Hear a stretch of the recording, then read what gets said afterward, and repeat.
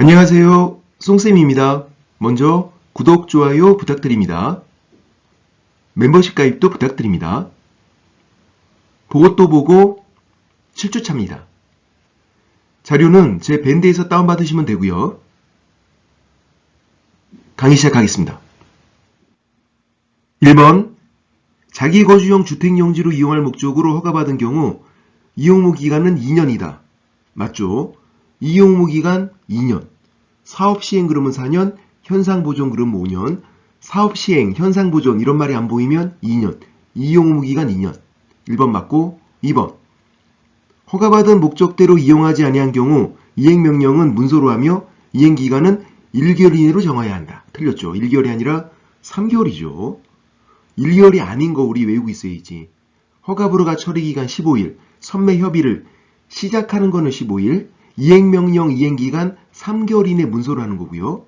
이행강제금 부과의 이의제기 30일. 그렇게 4가지 빼고는 다 1개월. 잘 모르겠으면 1개월. 지금은 이행명령 이행기간이니까 3개월이어야 돼요. 2번 틀렸고. 3번.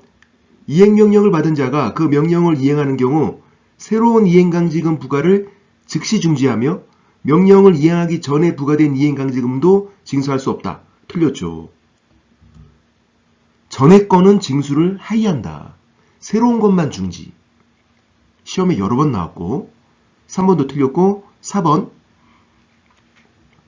분묘기지권은 분묘의 설치 목적인 분묘의 수호와 제사에 필요한 범위 내에서 분묘기지 주위 공지를 포함한 지역에 미친다. 맞는 거죠.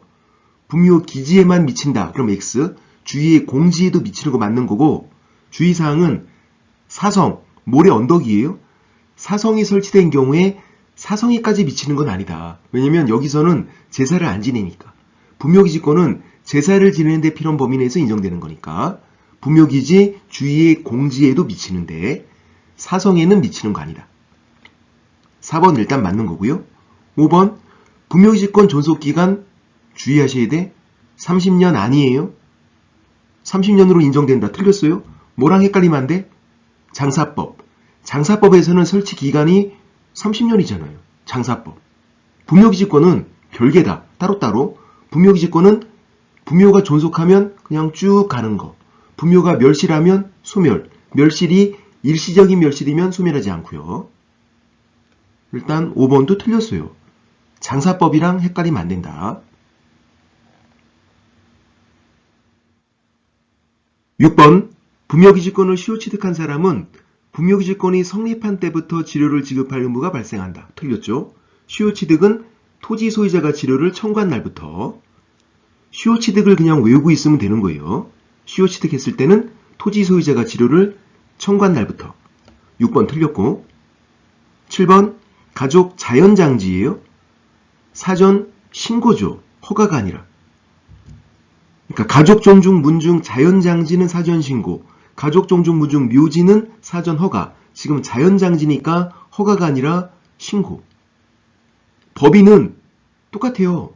법인 묘지 사전 허가. 법인 자연장지 사전 허가.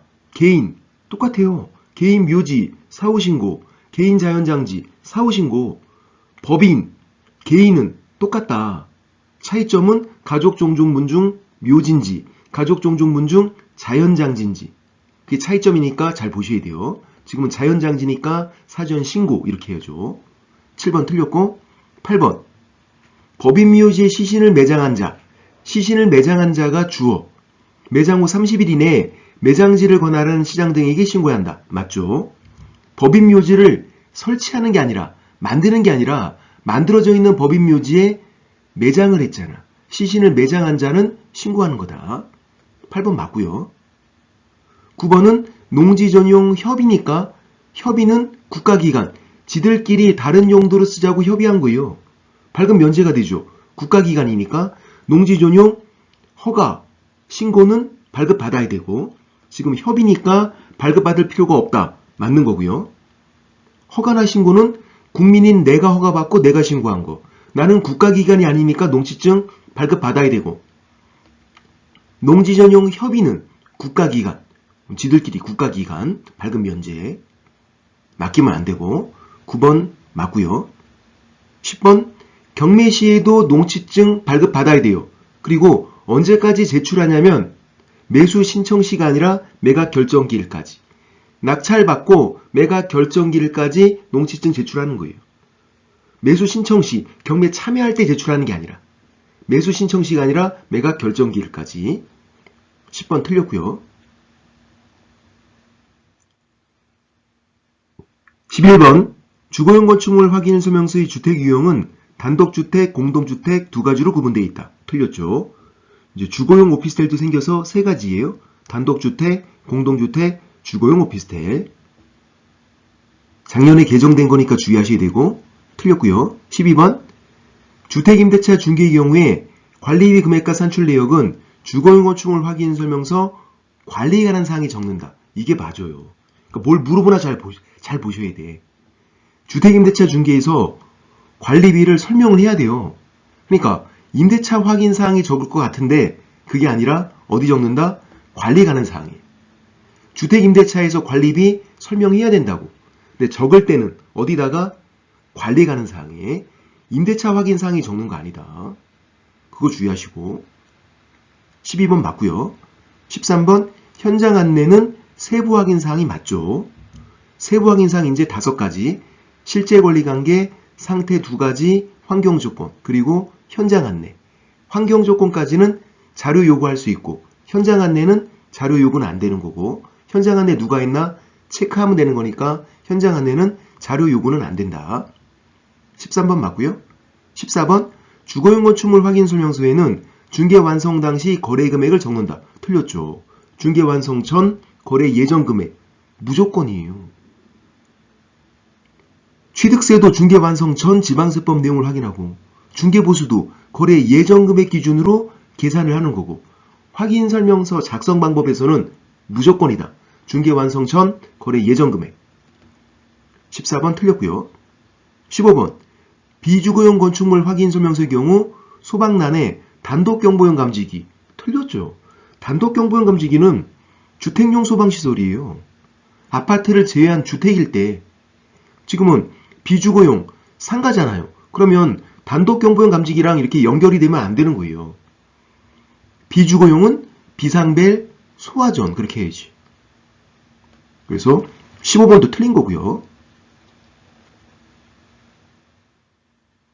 16번 중개보수에서 부가가치세는 별도로 부과될 수 있다. 맞죠? 부가가치세 따로 받아도 초과보수 금지기는 아니다. 별도로 부과될 수 있으니까.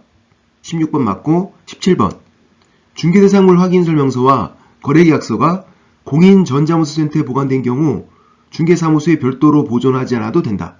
맞죠? 이 두 가지만 그래요. 확인 설명서랑 거래계약서만. 보존 방식이 동일하다. 보존 방식은 동일한데 보존 기간은 차이점. 확인 설명서는 3년, 거래계약서는 5년. 일단 17번 맞고요.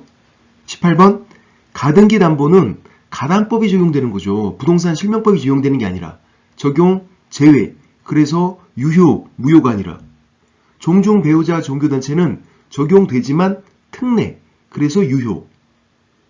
양도담보, 가등기 담보는 적용, 제외.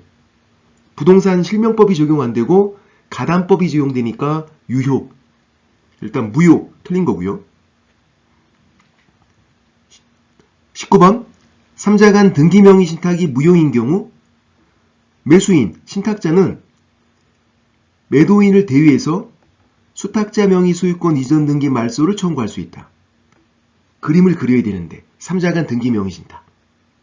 그러면 약정 무효, 등기 무효가 되죠. 매도인이 100% 악이니까. 그래서 매도인이 소유권자. 그럼 매수인, 신탁자는 채권자 대위에서 등기 말소 청구할 수 있잖아요. 그리고 매매계약은 유효니까 매매계약에 기해서 매수인이 매도인에게 소유권 이전 등기 청구할 수 있는 거고. 이 두 가지가 시험에 제일 많이 나왔어요. 3자 간 등기 명의 신탁에서는 매수인이 채권자 대위에서 등기 말소, 등기 돌려놓고 매매계약에 기해서 다시 소유권 이전 등기 청구하는 거. 19번 맞고요. 20번은 계약명의 신탁에서 매도인이 선의하기를 불문하고 신탁자는 소유권 취득을 못하죠. 매도인이 선이면 매수인, 수탁자가 소유권자, 매도인이 악이면 돌아가서 다시 매도인이 소유권자. 매도인이 선이건 악이건 신탁자는 소유권 취득이 안 된다. 그래서 20년간 점유해도 점유 취득 수요도 인정이 안 되잖아요. 악의의 무단점이니까 소유권 취득이 안 되는 사람이어서. 20번도 맞고. 오늘은 여기까지. 송쌤이 빠지다. 송빠.